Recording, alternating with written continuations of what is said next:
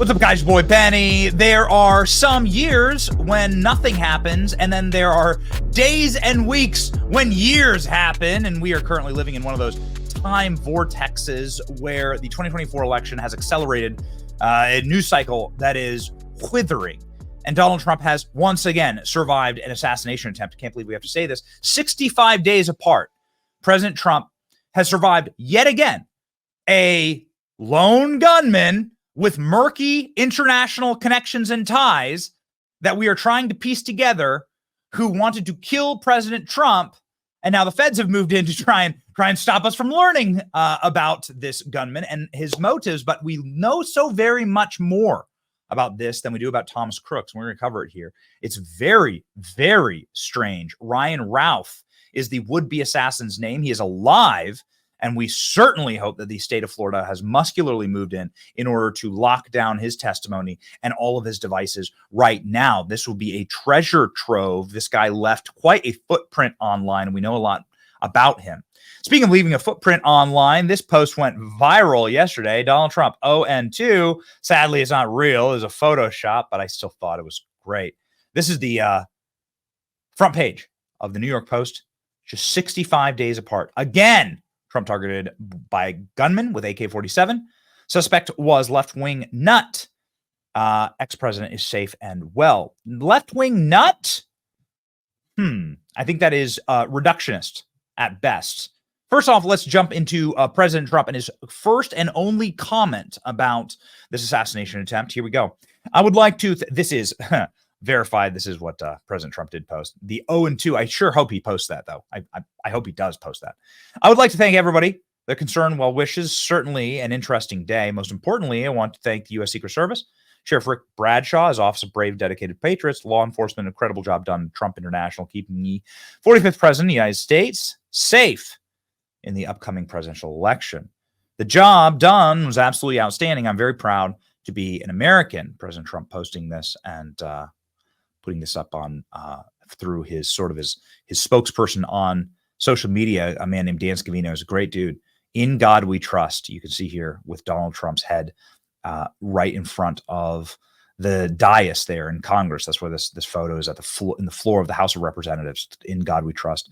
I mean, there's no doubt in my mind that the only reason that President Trump is alive is not because of his agents, or because of SWAT teams, or because of men with guns, or protective services who have done everything they can to not protect Trump. It's because of the hand of God. That is just a statement of fact at this point. Just a reminder that a Secret Service whistleblower said that Donald Trump's going to be executed, that this is going to happen again. This was after the first assassination attempt. They said Trump would be shot once more. The Secret Service whistleblower said this is going to happen. This is going to happen again and again and again until they eliminate the problem, which is Donald Trump. So this guy was right. This whistleblower was right. They shut this guy down internally. You know who was also right? Twice on ridiculous pretenses.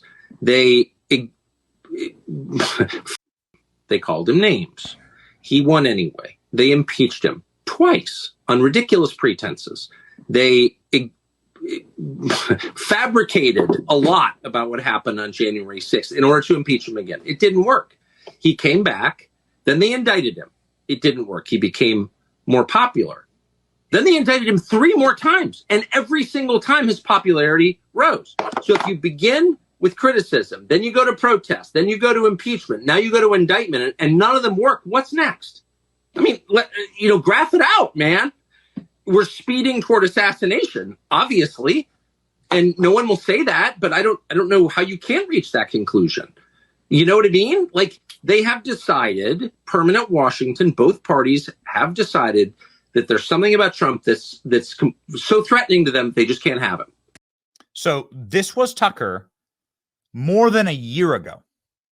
More than 1 year ago, Tucker Carlson, in case you're wondering, like, who you need to be listening to in times like this, straight up admitted that this is what's going to happen. Now, on our program, Tucker was on, Alex Jones was on.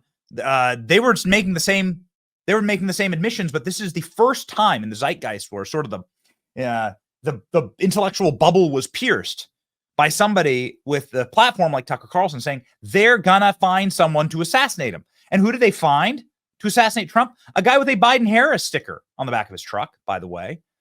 This is the gentleman's truck here.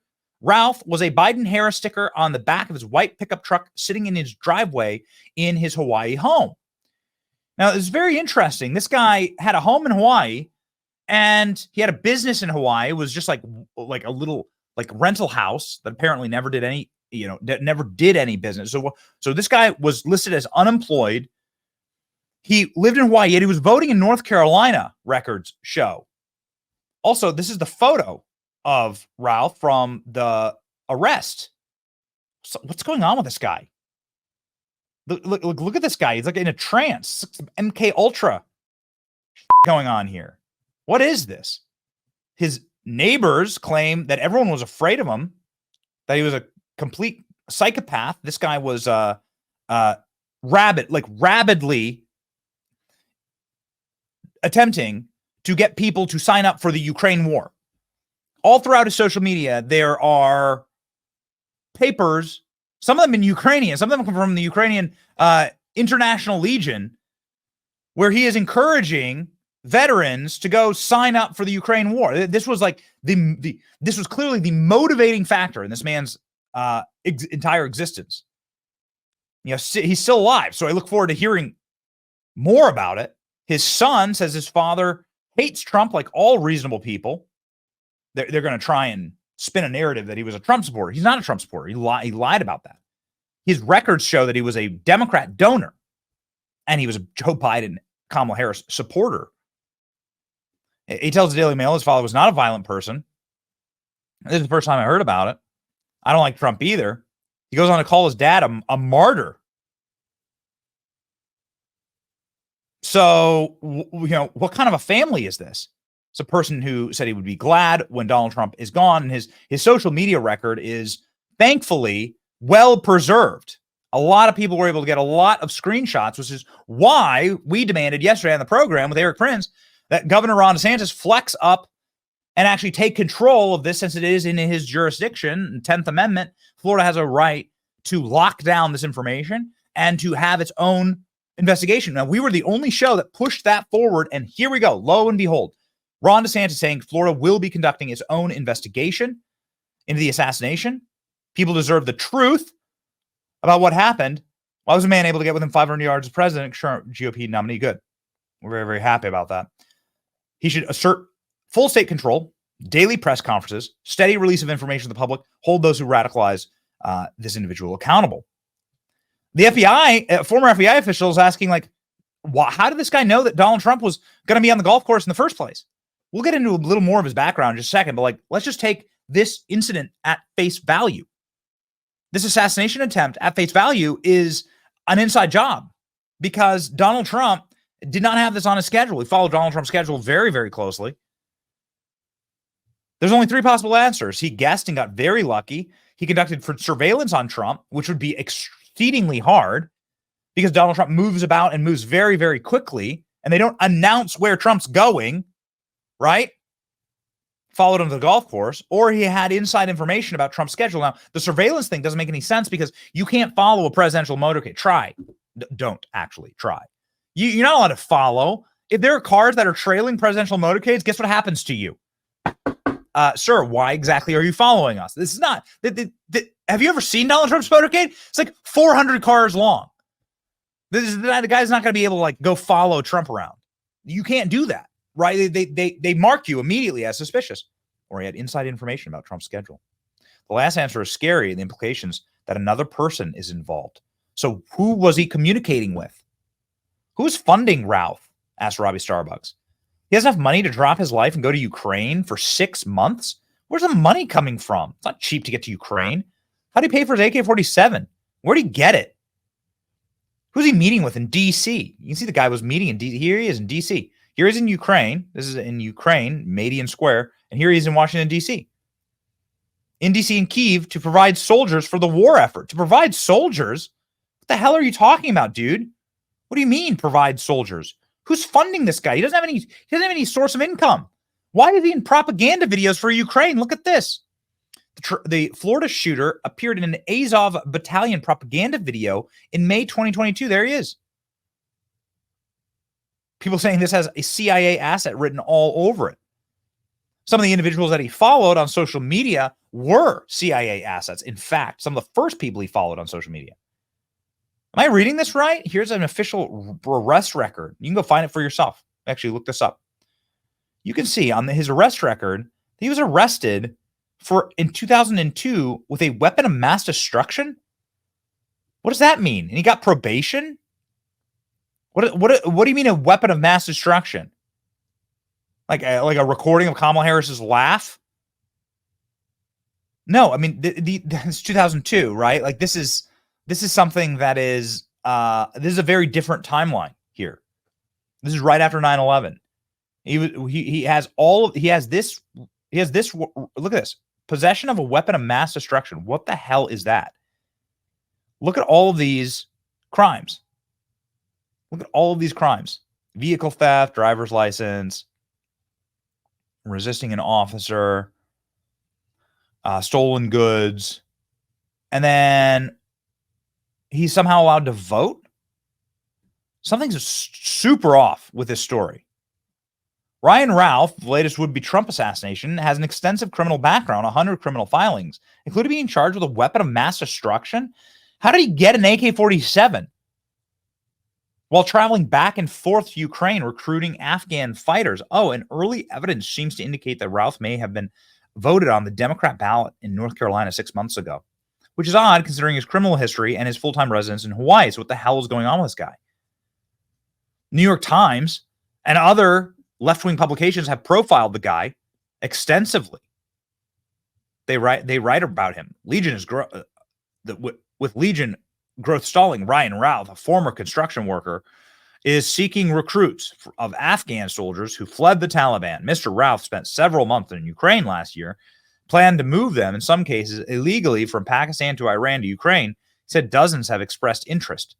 Wait a second, so this guy's moving like Afghanis to Ukraine? What the hell is going on? Like, what the hell is this? Who's paying for this? By the way, these are expensive trips. It's not cheap to get to DC and Kyiv to buy weapons. Who the hell is paying for all of this? What's going on here? This is crazy, man. This guy's obviously nuts, but like, you know, who's operating this guy? Look at it. Here he is, right here. What's he doing here? So it just doesn't make any sense. How'd he get the money? He's apparently unemployed. How'd he set up his little kill box here, which was these 2 backpacks, ceramic tile in it? What's a firearm? What's a firearm being used? What kind of firearm is this? Many are saying this looks like Ukrainian made. I don't know. Mike Johnson is talking more about the esprit de corps of President Trump. This apparently is a photo taken after the assassination attempt. Kelly and I are departing Mar-a-Lago. We just spent a few hours with the president, thanking God for protecting him today. No leader in American history endured more attacks and remained so strong and resilient. He's unstoppable. Yeah. I mean, I would agree, but also, what the hell, man? What the hell? Here's Mike Johnson. Kelly and I were on the way to Mar-a-Lago when the shooting occurred, and so we were delayed a little bit because they shut down all the traffic, but then we arrived there about the time that President Trump did. We spent about 3 hours with him. He was in very good spirits, as you might expect. That's who he is. He's so resilient, and we were really grateful to see him. You know, I said this, and we'll all be talking about this for quite some time. There's no leader in the history of America that has been so attacked and has remained so strong and so resilient. He's one of a kind. He is not going to stop fighting for the American people, and it was really encouraging for us to sit and visit with him right after that happened. Wow. Okay. Well, these are some of the strange updates. I mean, we're going to follow, obviously, the story through to its conclusion, but we're going to keep asking questions. And the real questions that linger right now is, what the hell is up with this guy? Who is operating this guy? Was he operating alone? Sure doesn't seem like it. How was he getting inside information? How do you know where President Trump was?